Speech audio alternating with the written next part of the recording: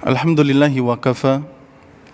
Wassalatu wassalamu ala nabiyyina al-mustafa wa ala alihi wa ashabihi wa man ihtada, amma ba'du. Jamaah kaum muslimin wal muslimat rahimani wa rahimakumullah.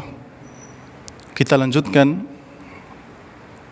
pembahasan dari As-Sirah An-Nabawiyah, yang mana pada kesempatan yang terakhir kita telah bersama-sama mendengarkan secara singkat kisah menyebarnya kesyirikan di bangsa Arab, yang pada awalnya mereka adalah orang-orang yang mengikuti ajaran Nabi Ibrahim alaihissalam, mengikuti ajaran tauhid yang dibawa oleh Nabi Ibrahim alaihissalam. Mereka hanya menyembah kepada Allah dan tidak kepada yang lainnya. Namun kemudian datanglah masa Amr bin Luhai, seseorang yang menjadi pemimpin kabilah Khuza'ah, yang mana dia dianggap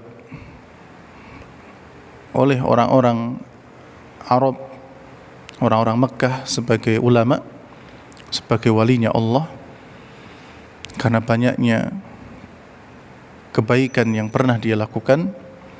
Namun setelah itu kemudian Amr bin Luhai mengadakan patung, mengadakan perubahan yang sangat signifikan dan juga merupakan perubahan yang berbahaya, karena perubahan tersebut adalah merubah yang tadinya hanya menyembah kepada Allah, tapi kemudian menyembah kepada patung setelah safarnya dia dari negeri Syam. Kemudian setelah patung-patung itu menyebar, setelah patung-patung itu ada di setiap kabilah, ada di setiap rumah, maka mereka pun mulai kemudian mengadakan ibadah-ibadah dan juga mengadakan amal-amalan, yang kebanyakan diada-adakan oleh Amr bin Luhai.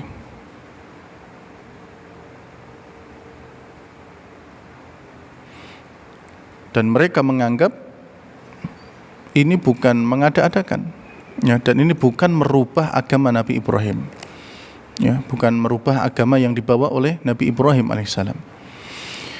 Lalu apa saja penyelewengan yang dilakukan oleh orang-orang musyrikin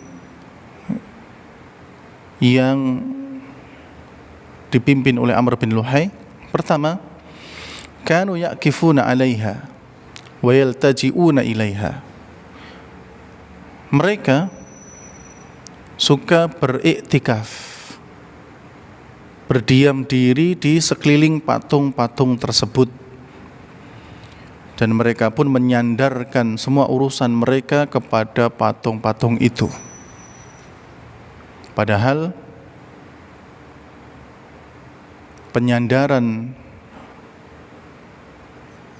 seseorang, iktikaf seseorang, itu seharusnya hanya untuk Allah Tabaraka wa Ta'ala.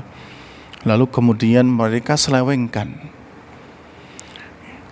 Bahkan mereka meminta bantuan terhadap urusan-urusan mereka yang sempit, urusan-urusan mereka yang berat, itu kepada patung-patung tersebut.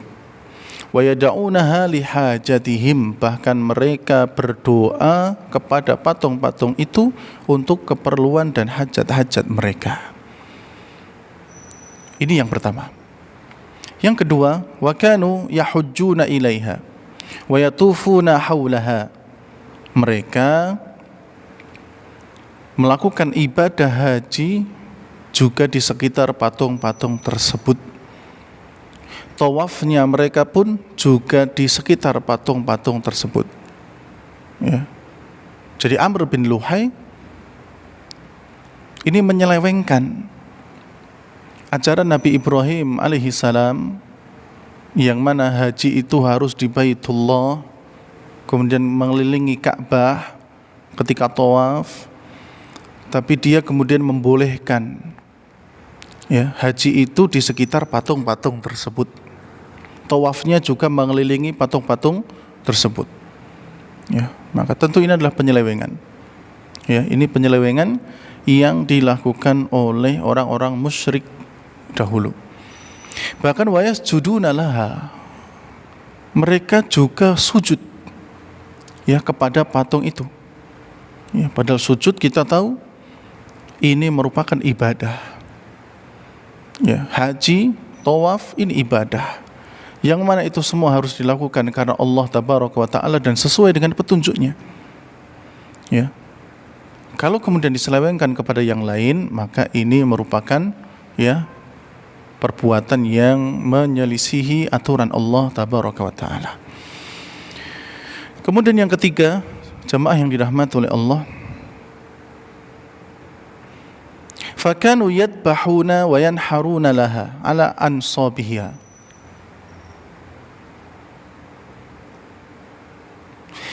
Dahulu mereka orang-orang musyrik juga suka berkorban, menyembelih binatang untuk patung-patung tersebut. Ya, jadi ketika mereka menyembelih onta, ketika mereka menyembelih kambing, ya mereka peruntukkan itu semua untuk berhala-berhala itu. Maka sekali lagi ini adalah penyelewengan yang lain yang dilakukan oleh orang-orang musyrikin terhadap patung-patung mereka yang dipimpin oleh Amr bin Luhai. Kemudian yang keempat, kanu yakhusuna laha syai'an min ma'kulihim wa masyaribihim. Mereka orang-orang musyrik